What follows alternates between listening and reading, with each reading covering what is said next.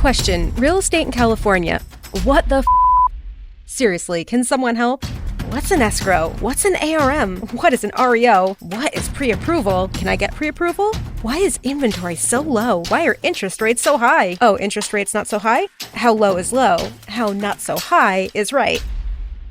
Before you go down the road of questions, get expert help at championsofhome.com. California Association of Realtors. Who's your realtor? PNC Bank brings you Call of the Wild Money Moves. Shh. Listen. Hey, guys. That's the sound of a multi-level marketing pitch. This is life-changing, you guys. Sounds like she wants you to buy lots of essential oils. They are so essential. And then have all your friends buy essential oils. Are you more of a geranium or lavender fan? Don't look her in the eyes.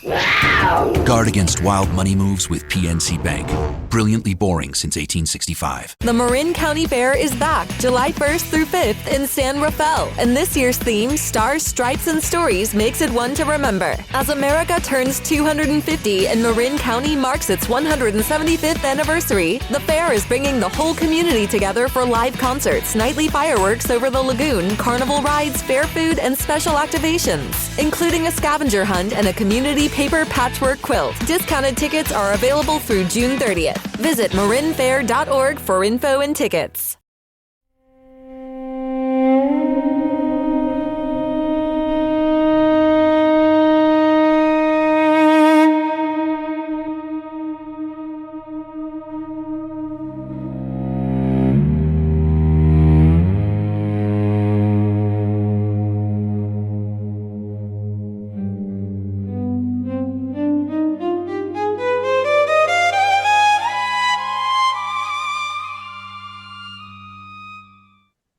The official name of the facility was the Southeast Pathogen Identification Laboratory, though almost nobody called it that anymore.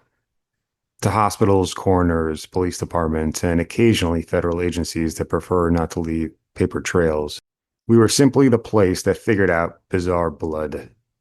When something impossible turned up in a toxicology report, when a body arrived carrying symptoms that didn't belong in the state where it had been found, someone eventually called us. We were the people who looked at blood under a microscope and told everyone else what they were too uncomfortable to say out loud. The reputation started 3 years ago with a hunter found dead outside Asheville, North Carolina. He was 42 years old, healthy, experienced, and familiar with those woods. According to his family, he had walked the same trails for nearly 2 decades. When he failed to return home one evening, search teams began combing the forest. They found him the following morning beside a narrow creek, lying face up among the roots of a fallen tree. There were no signs of struggle, no indication that another person had been involved, and no obvious cause of death. The only unusual detail was the sheer number of bite marks scattered across his body, hundreds of them.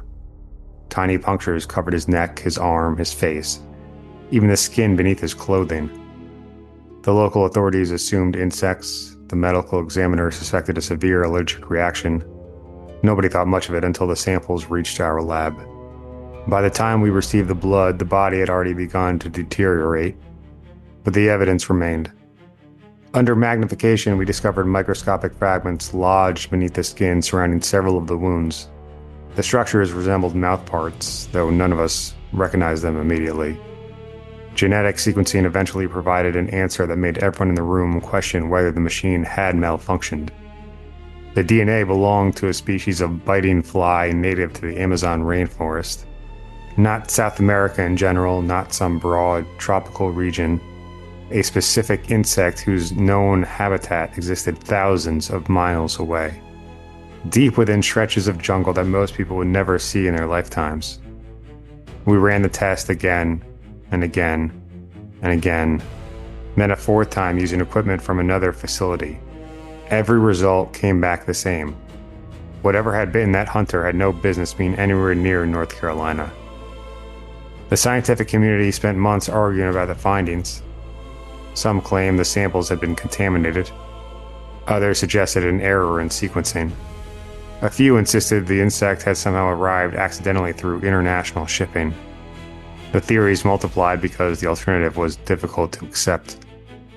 The blood, however, remained stubbornly consistent. Whatever people want to believe, the evidence pointed toward a simple conclusion. A creature from the Amazon rainforest had fed on a man in the Appalachian Mountains. The second case arrived 6 months later and erased whatever comfort remained.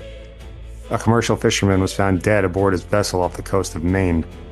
His boat drifted into harbor during the early morning hours with no one at the wheel, eventually colliding with a dock hard enough to attract attention. Authorities boarded expecting to find an accident victim. Instead, they discovered a man sprawled across the deck whose body appeared as though it had been attacked by something profoundly venomous. His skin was swollen and discolored. Large portions of his arms had darkened to shades of purple and black.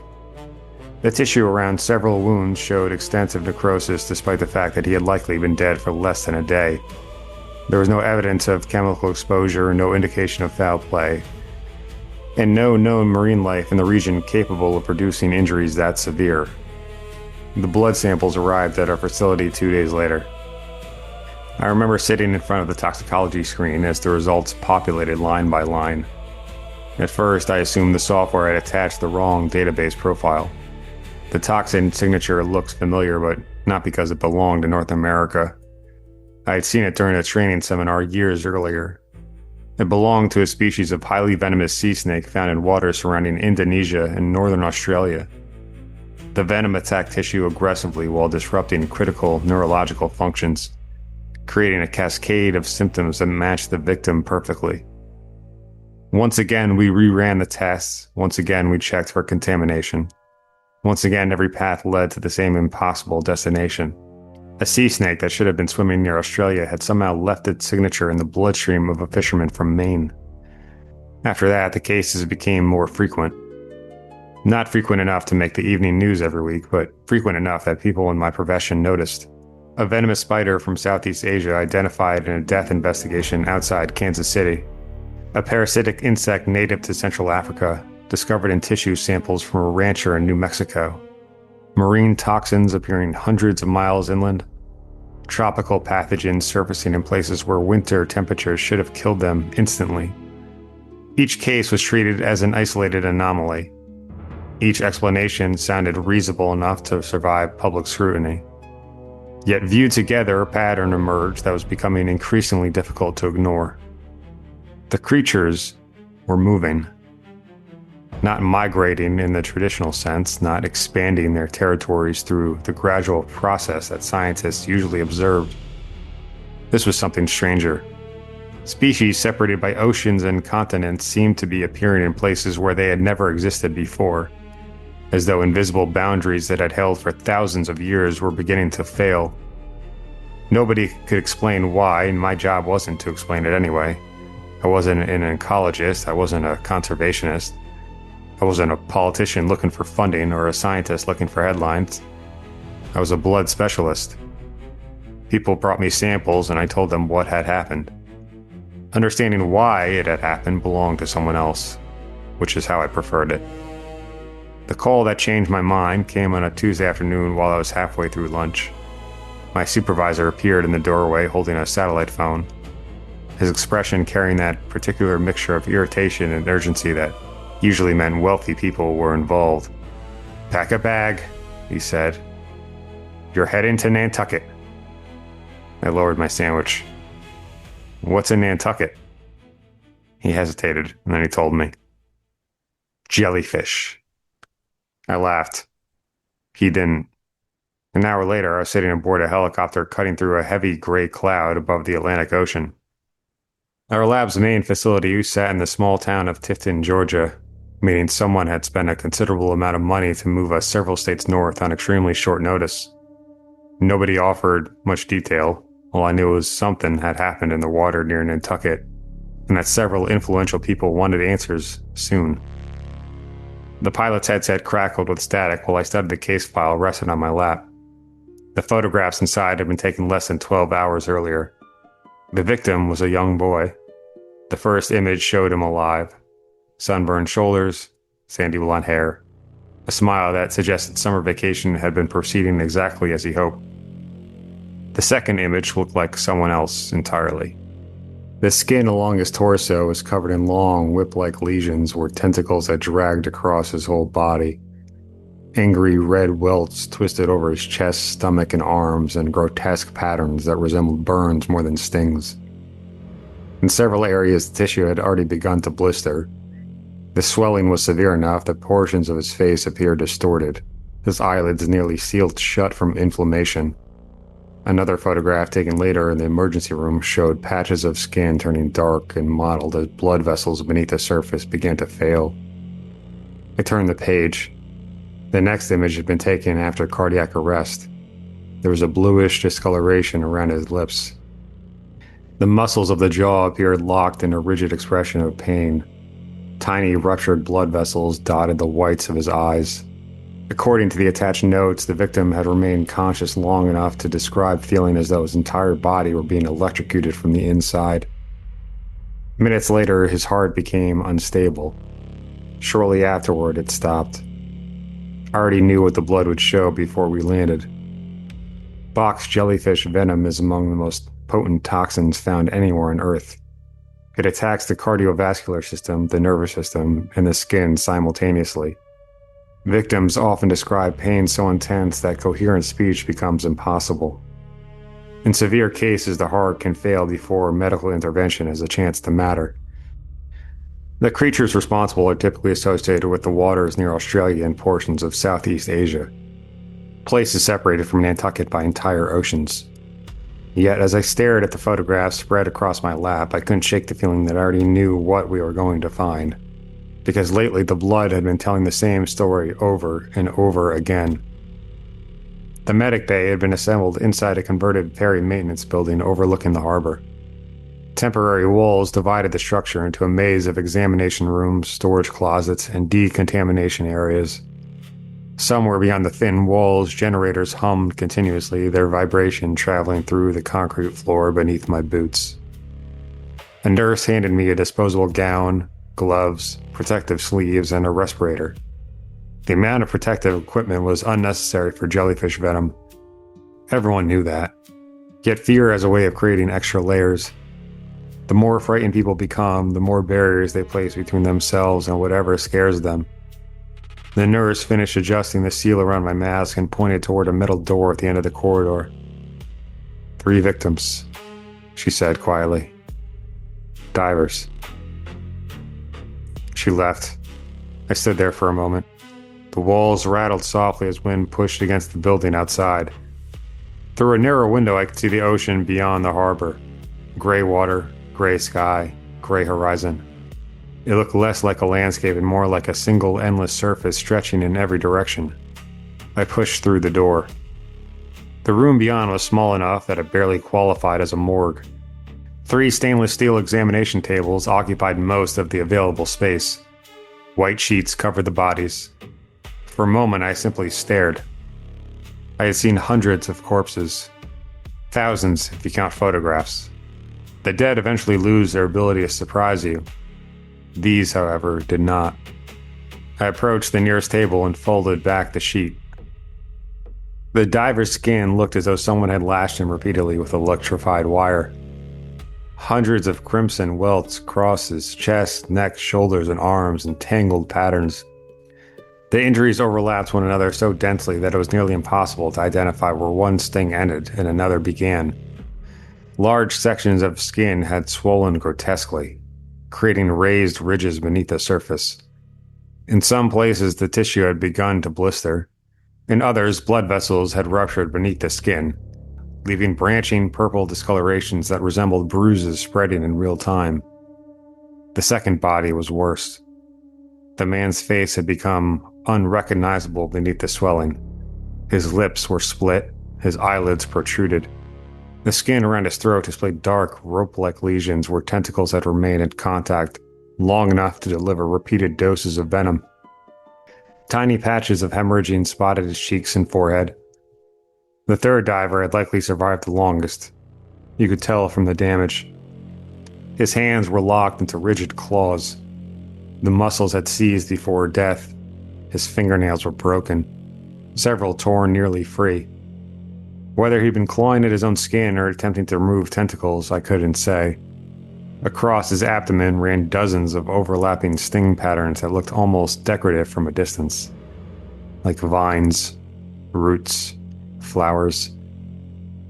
That thought lingered unpleasantly. Bloom. That was the term marine biologists used when jellyfish populations exploded. Bloom. The word always sounded absurd to me. A bloom should be something beautiful. Spring flowers spreading across a hillside. Cherry blossoms opening after winter. Color, warmth, life. Yet in marine science, a bloom could mean millions of translucent predators multiplying until entire stretches of ocean became hazardous. The word remained the same while the meaning inverted completely. A field of roses was a bloom. A swarm of venomous jellyfish, capable of stopping human hearts, was also a bloom. Language had a cruel sense of humor sometimes. I moved to the far wall and began organizing sample kits. The room remained silent except for the occasional buzz of lights overhead. Outside, distant footsteps echoed through the corridor. I was labeling collection tubes when the door opened behind me. An older man stepped inside. He looked to be in his late 60s, perhaps older. Windburned skin, gray hair, wire frame glasses. The kind of face that had spent decades outdoors studying things most people never even noticed. A laminated ID badge swung from his neck. Marine Ecology Task Force. Interesting. One of the people trying to answer the question that came after mine. Why? The man removed his glasses and wiped them against his sleeve. His hands shook noticeably. You are the blood specialist? That's me. He nodded repeatedly. Too many times. His eyes drifted toward the body before looking away again. For several seconds, he seemed unable to speak.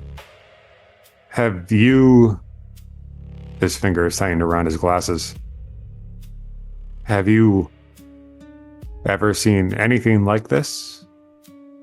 Every word trembled. I looked back toward the examination tables.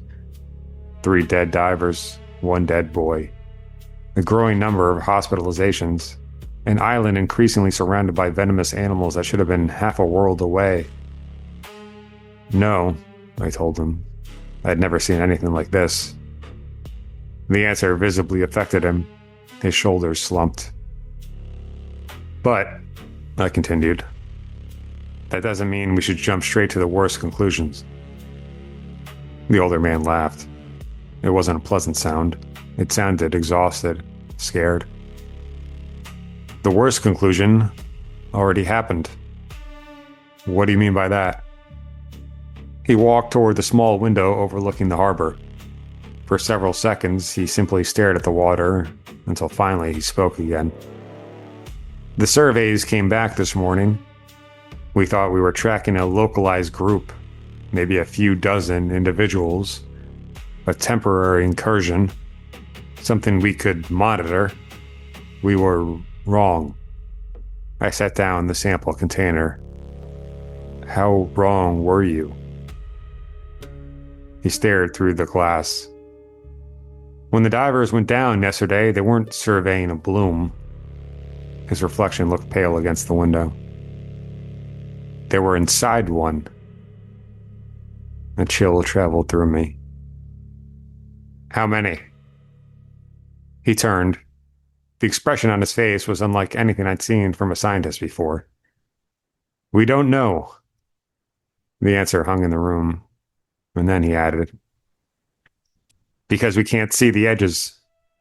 People hear jellyfish and imagine individual animals.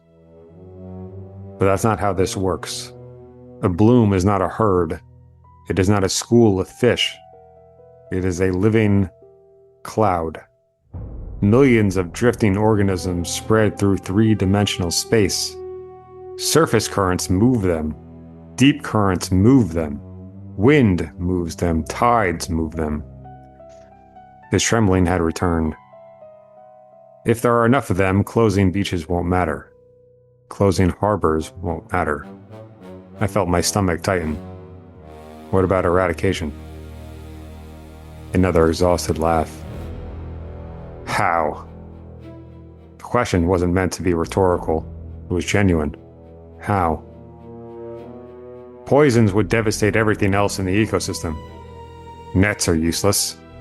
Boats would spend months collecting fragments. And even then you'd still miss thousands, maybe more. He looked again toward the bodies. Maybe millions. Neither of us spoke then. Outside, a foghorn groaned somewhere across the water. The scientist stared toward the harbor as though expecting something to emerge from the gray horizon. When he spoke again, his voice was barely above a whisper. Box jellyfish aren't supposed to survive here. I nodded and said that I knew. They aren't supposed to be able to reproduce here either. The scientist's eyes met mine, and for the first time since entering the room, they were completely steady. Which means if the numbers we are seeing are real. He stopped, his jaw tightened. Neither of us wanted to finish the sentence, because there was only one ending. The jellyfish were not visiting Nantucket. They belonged here now. Question: real estate in California. What the Seriously, can someone help? What's an escrow? What's an ARM? What is an REO? What is pre-approval? Can I get pre-approval? Why is inventory so low? Why are interest rates so high? Oh, interest rates not so high? How low is low? How not so high is right. Before you go down the road of questions, get expert help at championsofhome.com. California Association of Realtors. Who's your realtor? Summer weekends are all about family, sunshine, and making memories together. Before everyone arrives, I stop at my local Total Wine & More to pick up a great bottle. Maybe a favorite we already love, or something new to enjoy with dinner on the patio. With so many bottles to choose from, it's easy to discover something amazing. And with the lowest prices, it's easy to grab an extra bottle for the table. Not sure what to pick? Their friendly guides are always there to help. Find what you love and love what you find, only at Total Wine & More. Curbside pickup and delivery available in most areas. Visit TotalWine.com to learn more. Spirits not sold in Virginia and North Carolina. Drink responsibly. Must be 21. Danny DeVito, live on stage, hosts and narrates Matilda, live with the San Francisco Symphony. Watch the beloved film on the big screen as the orchestra performs the score live with the movie. Kids' tickets are half off. Matilda Live with the San Francisco Symphony, July 25th and 26th at Davies Symphony Hall. Tickets at sfsymphony.org. If all of this is a jellyfish problem, why am I here? The scientist looked away from the harbor. I deal with blood, venom, toxicology. Determining what killed someone after everyone else has failed. I don't study marine ecosystems. I can't tell you why box jellyfish are showing up in Nantucket. No, he agreed quietly. But you may be able to tell us why someone survived them. The scientist reached beneath his arm and removed a thin folder. Inside was a photograph of a man sitting in a canoe. He looked to be somewhere around 30 years old. Lean, athletic, ordinary. The kind of face you would forget 5 minutes after meeting him. His name is Peter Mercer, the scientist said. Yesterday morning, he was paddling through one of the tidal channels east of the island. There was a film crew nearby shooting recreational footage. They captured what occurred. I studied the image in question. What happened? Peter lowered his hand into the water. Directly into the bloom. Are you positive? The footage is crystal clear. One of the animals wraps around his arm. The tentacles remain in contact for several seconds. A confirmed box jellyfish sting? Yes. Well, then he should be dead. That's what everyone keeps saying. Which is why you're here. The quarantine wing occupied a section of the facility that appeared to have been reassembled in a matter of days. Temporary containment walls divided the corridor into a series of isolated chambers connected by thin plastic barriers and sealed doors. Air filtration units roared overhead. Every precaution suggested an infectious disease outbreak rather than a jellyfish. As I approached the final room, I noticed the guards. There were 4 of them positioned throughout the corridor. Not security guards, not police officers. These men possessed a different kind of stillness.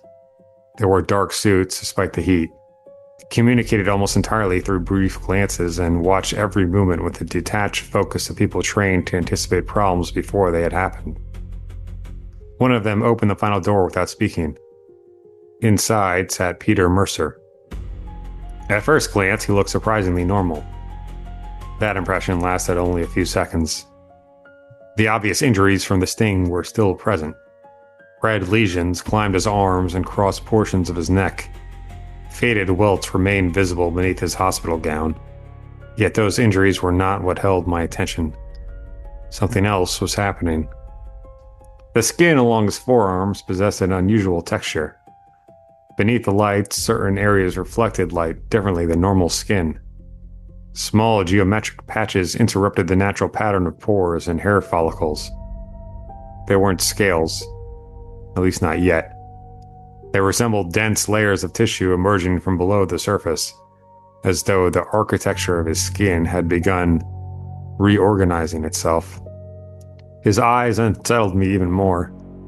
Nothing about their color appeared unusual. The problem was the way they moved. People blink instinctively, effortlessly. Peter seemed to blink in stages. One eyelid would begin closing a fraction of a second before the other. The movement was subtle enough that most people would never even notice it. Unfortunately, once I noticed it, I couldn't stop noticing. His monitors displayed remarkably stable vital signs. More than stable, actually.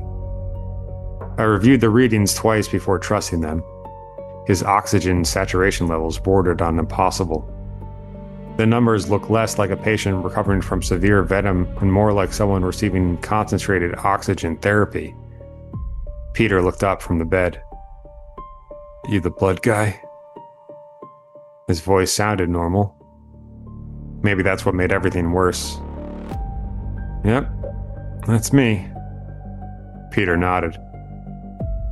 "They've taken enough blood from me to fill a swimming pool."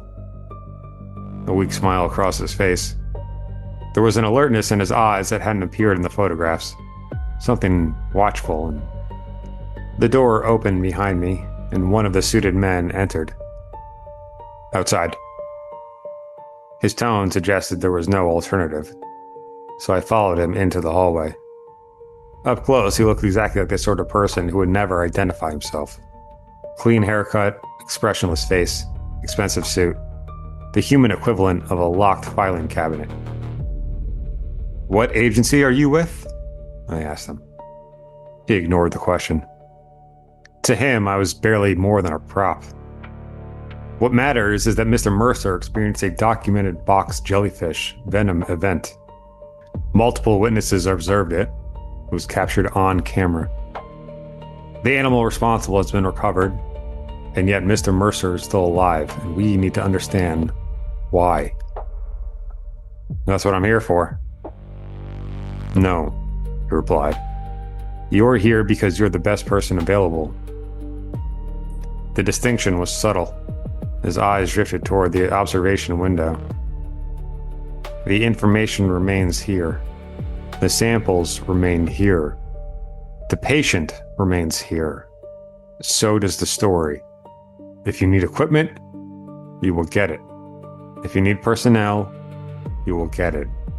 For the next 48 hours, your only responsibility is Peter Mercer. Find out why he is still alive."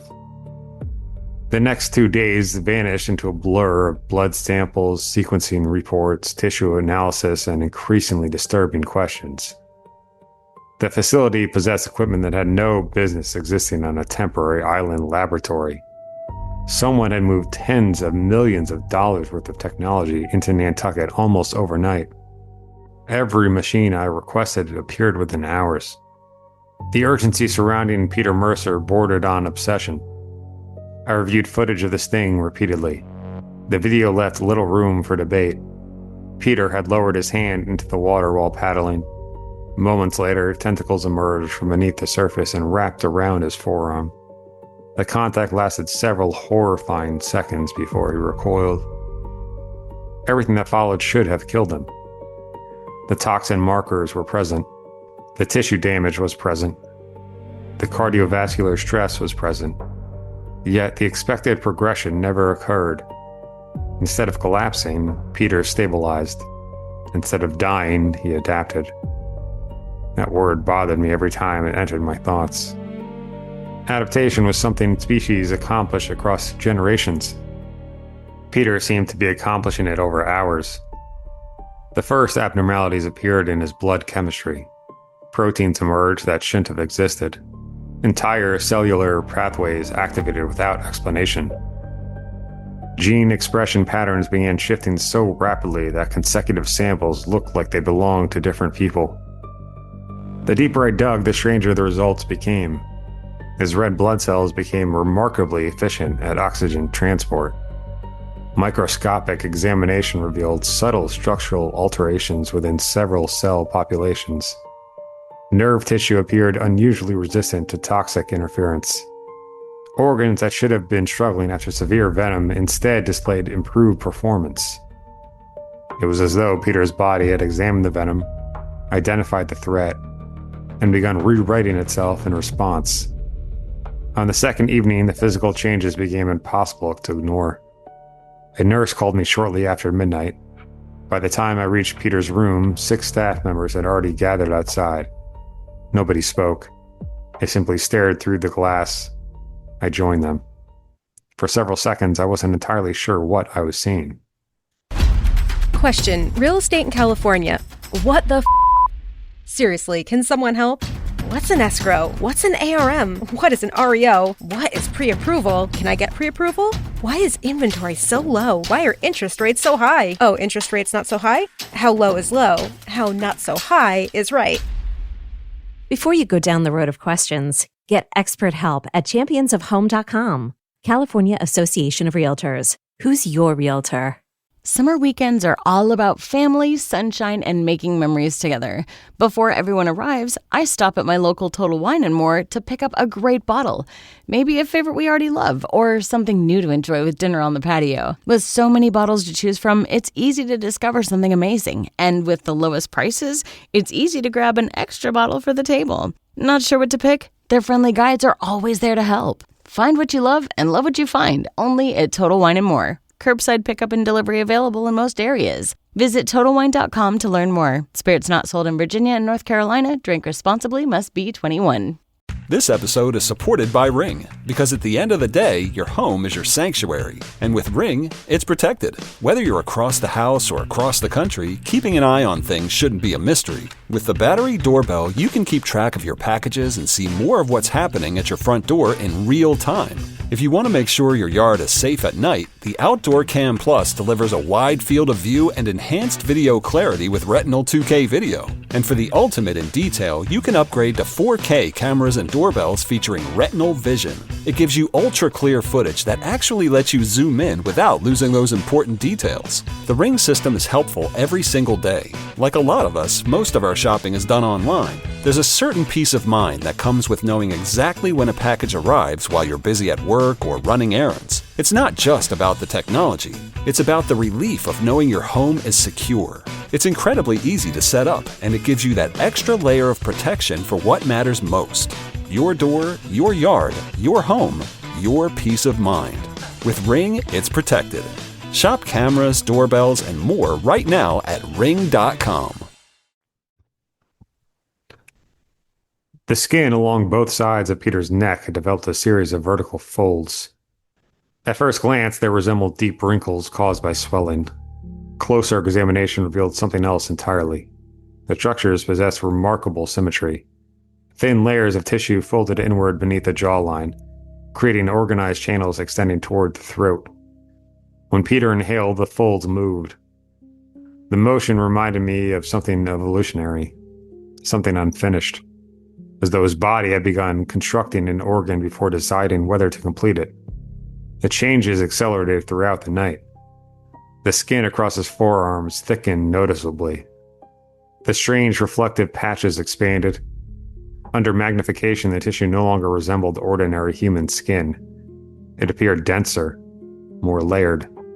Tiny overlapping structures developed beneath the surface, creating patterns disturbingly reminiscent of scales emerging from beneath translucent flesh.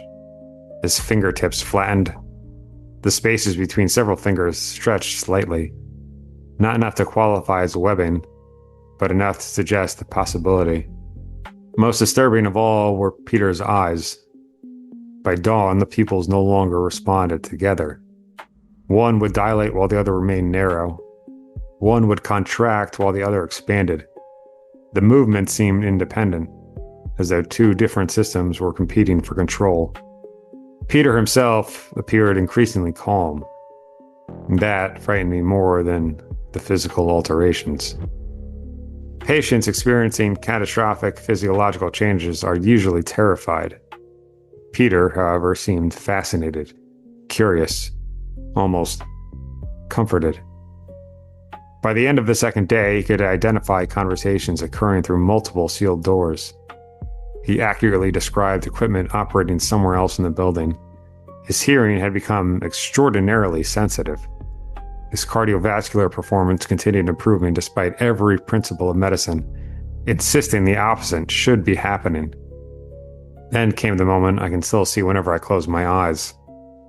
Later that evening, I had entered Peter's room alone. The lights were dim. Outside, darkness covered the harbor. Peter sat upright in bed before staring out the window. For several moments, he didn't acknowledge my presence, and then he spoke. "Do you hear it?" I listened. Wind, generators, distant waves. Peter smiled faintly. His eyes remained fixed on the darkness beyond the glass. For the first time, he turned towards me. The room's pale light reflected strangely across the altered skin along his face and neck. His expression looked neither frightened nor confused.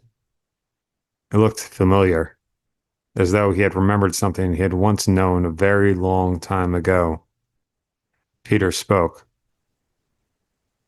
"They're calling for me." The words settled over the room like a physical weight. Before I could respond, something beneath the skin of his throat shifted. At first, I assumed it was another involuntary muscle contraction. Over the previous 48 hours, I had witnessed countless abnormalities. Yet this movement was different. It traveled beneath the flesh with a purpose, like a ripple passing through water. The tissue along both sides of his neck bulged outward before settling again. A second later, it happened once more, only stronger. Peter closed his eyes. His breathing deepened. The cardiac monitors beside his bed immediately responded, alarms beginning to chirp as his physiology veered further away from anything resembling a normal human parameter. Then the real changes began. His entire body arched against the mattress. Bones shifted beneath the skin with audible force. The sound reminded me of branches twisting during a storm. His jaw opened wider than anatomy should have permitted, forcing the ligaments surrounding it into grotesque new positions. I watched tendons slide beneath translucent skin while the structure of his face slowly reorganized itself. What frightened me most was the deliberate nature of the process. This wasn't tissue failing. It wasn't disease consuming a host. Peter's body appeared to be following instructions. The fold along his neck suddenly expanded, separating into layered structures that opened and closed rhythmically. Thin crimson membranes unfolded from within, exposing delicate tissues that fluttered rapidly as they interacted with the surrounding air. They resembled gills at first glance, though larger and more intricate than anything found in nature. His skin continued changing beneath my eyes. The reflective patches spread outward from his arms and neck, merging into broad regions of overlapping armored tissue. A clear mucus-like secretion coated portions of his body, catching the fluorescent light and giving him the appearance of something recently hauled from the depths of the sea. The smell arrived moments later. Salt water, seaweed, wet stone. The scent of tide pools exposed during low tide mixed with something older and far more unpleasant. His fingers lengthened slightly, the joints became more pronounced. The nails detached and fell onto the bedsheets, replaced by darker structures emerging beneath them. They looked stronger, sharper, better suited for some purpose I couldn't begin to understand. The changes continued for several minutes. I found myself unable to move. Every rational explanation I possessed had abandoned me long ago.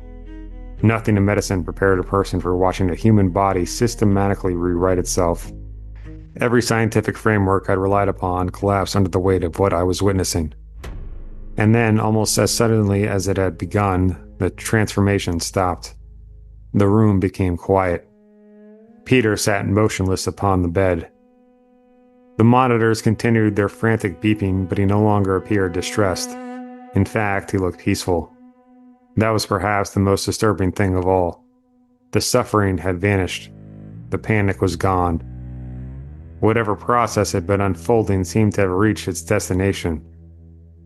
Slowly, he lifted his head and looked at me. The face that had met my gaze still contained traces of the man from the canoe. I could recognize the structure of his features. I could recognize fragments of his expression. Yet those familiar details now existed along something profoundly alien. Looking at him felt like looking at a photograph that had been submerged underwater for years. The original image remained visible, but something else had grown over it. When he spoke again, the sound no longer seemed entirely human.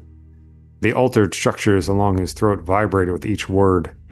Additional tones accompanied his voice, creating strange harmonics beneath the language itself. The result sounded as though multiple voices were speaking from the same mouth. The plea was soft, almost gentle. His enormous eyes remained fixed on my own. Please. For the first time since entering the room, I realized that Peter Mercer might still be trapped somewhere inside whatever had happened to him. His altered hands gripped the rails of the bed. The membranes along his neck fluttered rapidly. Let me swim with my family. The room fell silent. I wish I could say the request sounded insane. I wish I could say I dismissed it immediately. The truth is far less comforting. For one terrible moment, I considered it. Over the previous 2 days, I had watched doctors fail to help him. I had watched science fail to explain him. Every treatment had accomplished nothing. Every test had produced impossible answers. Part of me wondered whether the ocean truly was what he needed. Whether returning him to the water might somehow reverse what was happening. Whether the thing before me was not mutating but adapting. The thought horrified me. Yet it remained. I found myself rising from my chair, my hand moved instinctively towards the restraints attached to the bed. And that was when the gunshots came. The explosions were deafening inside the confined room. 2 rapid blasts shattered the silence and transformed the world into chaos. For an instant, I couldn't comprehend what I was seeing. And then reality caught up. The wall behind Peter's bed had been painted with blood. Fragments of bone struck the far partition. Shreds of tissue slid down the white surfaces. Among the remains were structures that did not belong inside any human body I had ever studied. Pale, translucent organs laid scattered across the mattress. Thin, branching tissues resembling coral protruded from torn flesh. Membranes and sacs, unlike anything in medical literature, hung from ruined sections of anatomy. The transformation had ended permanently. Standing in the doorway was the suited man. The pistol remained steady in his hands. Smoke drifted lazily from the barrel. For several seconds, neither of us spoke. The alarms continued to scream. Blood continued to drip from the wall. The suited man simply stared at what remained of Peter Mercer. Then he lowered his weapon. His expression never changed. He looked at me and said, "You can go now." Several hours later, I sat aboard a helicopter headed toward the mainland. Nobody attempted to debrief me. Nobody asked what I had learned. Nobody requested my findings. It was as though the entire incident had already been classified, buried, and forgotten before I had even left the island. Below us, Nantucket gradually disappeared into the morning haze. I spent most of the flight staring out the window. At first, I thought the exhaustion was playing tricks on me. The ocean below appeared strangely pale in certain locations. Vast stretches of water possessed a lighter coloration than the surrounding Atlantic, creating irregular patterns that extended toward the horizon. They looked almost like clouds drifting beneath the surface. The farther we traveled, the more of them I noticed. Hundreds, perhaps thousands. Long, pale formations moving silently through the water. I pressed closer to the glass. The patches weren't stationary. They were moving. As the mainland finally emerged in the distance, I found myself remembering Peter's final words. The helicopter continued westward, and I realized what disturbed me most. Peter had never asked to return to the ocean. He had asked to return to his family. And judging by the colors spreading through the Atlantic beneath us, I feared that Peter's family was far larger than any of us could have imagined.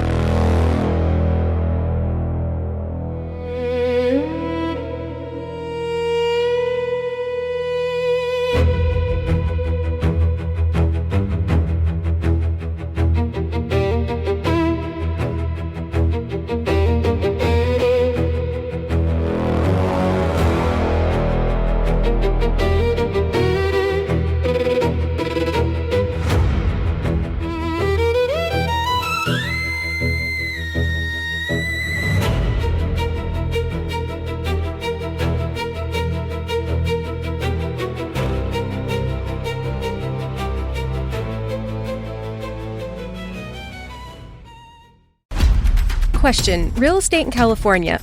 What the Seriously, can someone help? What's an escrow? What's an ARM? What is an REO? What is pre-approval? Can I get pre-approval? Why is inventory so low? Why are interest rates so high? Oh, interest rates not so high? How low is low? How not so high is right? Before you go down the road of questions, get expert help at championsofhome.com. California Association of Realtors. Who's your realtor? Hi, I'm Steph, and I work at United Healthcare. When I think about United Healthcare's members, I think of my own family. My niece was diagnosed with an ultra-rare genetic disorder. I know how hard it is for families. At United Healthcare, we can make it easier. I'm Brian. I care because I know what it's like to not speak the language. It's not easy. Health insurance is complicated. I would say our job is to make everything easy for our UHC members. I work for United Healthcare. I'm committed to care.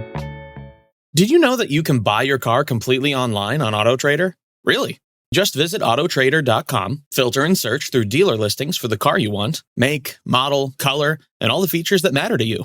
Go ahead, get picky. Whether you're into subcompacts with heated cup holders, crossovers with all-wheel drive, pickups with kicking sound systems, or SUVs that can survive whatever chaos your kids unleash. Just drop in your info and you'll only see cars in your budget. Really. Once you find your one and only, you can do the whole deal online and have the car delivered to your driveway. Or you can pick it up at the dealership and drive your new ride right off the lot. Really. AutoTrader makes it easy to buy your car online because the whole process is designed around your wants and must-haves. AutoTrader. Buy your car online. Really.